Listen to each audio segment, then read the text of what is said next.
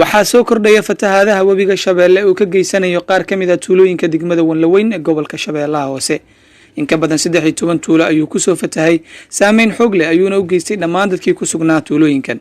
In ka badan 100 qoys ayaa ku guryo beelay iyadoo sidoo kale fatahaadu ay baabi'iyeen dhul beereedyo gaaraya 100 hektar. meelaha ugu daran waxaa ka mid ah tuulooyinka xuduudda u ah Koonfur Galbeed Soomaaliya ee ay la leedahay Hirshabeelle, waana sanadkii saddexaad oo xiriir ah oo webigu ku soo fatahay mana jirto wax gargaar ah ilaa hadda soo gaaray. gudoomiye ku-xigeenka gudoomiyaha maaliyadda degmada Wanlaweyn oo soo kormeeray ayaa ka warbixiyay xaaladda dhabta ah ee halkan. waxaan soo gaarnay tuulooyinkii ay ku fataheen biyaha webiga Shabeelle, tuulooyinkaasoo aan soo marnay ilaa 13 tuulo, sidana loo sheegay in ay tiradooda gaarayso ilaa 19 tuulo.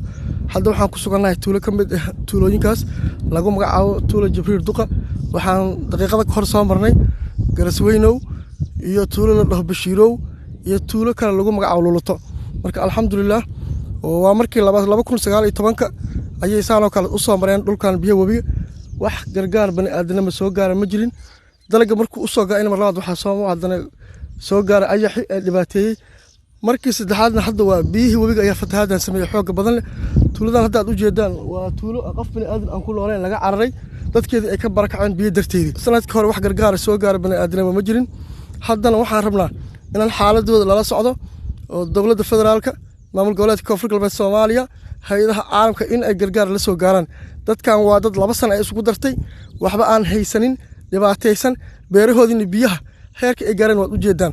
marka alxamdulillah cid kasta ay mas'uuliyad ka saaranta waxaan leenahay ka guda meeshan mas'uuliyadaadi. dad dayacan waay oo dhibaataysan ee guryahoodii ka barakacay, xagayga uu ku sii da'ayo, wax alaab aysan haysanin. marka waxaan leeyahay mar koowaad, mar labaad, mar saddexaad oo in lala soo gaaro gurmad degdeg ah. meeshan waxa ka soo socod xaalad bani aadamnimo ah. waxaan dhihi karaa waxay qarka u saareen macluul. dadkan waa dad beeraley ah, waa dad oo tuulooyin degan, ma aha dad guurta xoolo leh. dadkii deganaa tuulooyinkan ayaa gebi ahaanba isaga qaxay, waxayna sheegeen inay ku sugan yihiin xaalad bani aadamnimo.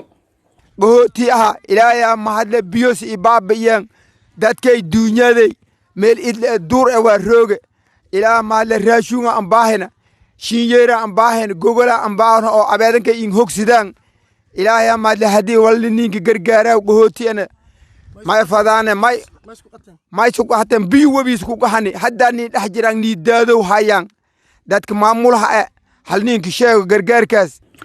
ugu dambeyntiina gudoomiyaha degmada Wanlaweyn mudane Maxamed Siido Cabdiraxmaan ayaa ugu baaqay dowladda federaalka Soomaaliya iyo dowlad goboleedka Koonfur Galbeed Soomaaliya iyo hay'adaha gargaarka in sida ugu dhaqsiyaha badan loola soo gaaro gurmad degdeg ah.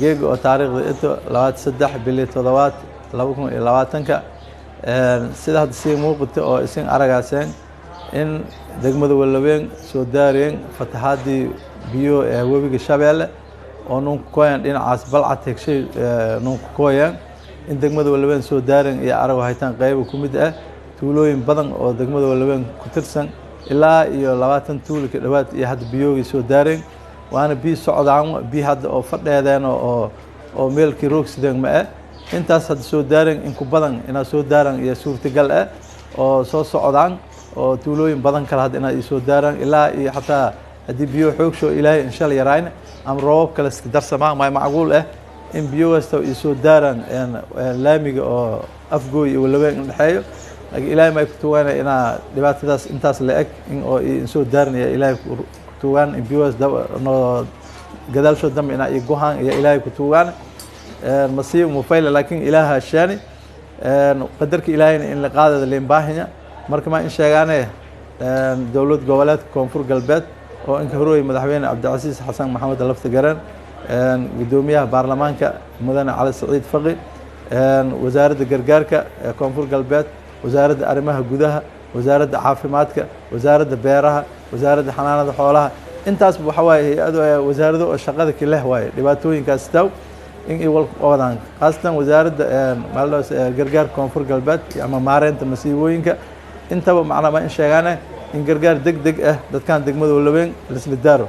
sanadkii hore oo maaldaas deertii hore sidaan oo kale iyo ahaaytay roob badan iyo tuulooyin soo daareen warbixin badan ah gudbiin wal ummadii leen qabada ma jirnay intii degmada iyo tabartay wal iska filnaado korto iyo wal luun qabada laakiin haddana masiibo kale tahay oo mar labaad soo nagati marka awood dhaqaalo hadda intaas hadda ka kaafeen hadda ma hayno marka ma codsadaan dowlad goboleed koonfur galbeed in macnaha arrintaas si degdeg ah oo loo qabado dhammaan hay'ado gargaarka oo quseeyaan arrimahaas iyo guddiga fatahaado oo dowladda koonfur galbeed soo biidi iyo kuwa federaalkaba inta ma ogeysiyaan in dhibaatadaas maaldo si wajahan degmada Wallaweyn ilaahay qeyr siiyo madaxweyne Cabdicasiis shal usoo garow roog dhuuso mareeb galmudug ayaa ku dhawaajay in degmada Wallaweyn oo in warbixintaas noo daarti sax waay warbixintii mudan madaxweyne waag hadda adaba arag oo haytoba waa degmadii Wallaweyn waay marka arrintaas in ummadaas gargaarka oo in qayb ku ahaadaan iyo codsadaan Cabdiqani Maxamed Xasan warbaahinta koonfur galbeed Wallaweyn.